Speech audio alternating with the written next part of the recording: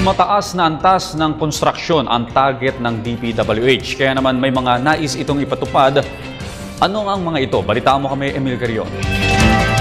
Siniguro ng DPWH on Department of Public Works and Highways ang mas matibay na mga kalsada mula pa lang sa pagdisenyo ng mga ito hanggang sa konstruksyon. Sa atas ni DPWH Secretary Rogelio Singson, dapat lang na ipatupad ang revised design standard for concrete roads ngayong taon at lalo na sa taong 2015. Ayon kay Singson, dapat gamitin ng mga mas matibay at mas matigas na mga bakal na dowel. Ito umano ay may sukat na 36mm in diameter. Iminungkahi ito ni Singson dahil ito ay makakaiwas sa mga crack o pagkabitak-bitak ng mga kalsada. Dagdag pa ni Singson na ito ay dapat na pinturahan ng pulang lead, grasa o bitumen para maiwasan ang pagkapit ng kalawang.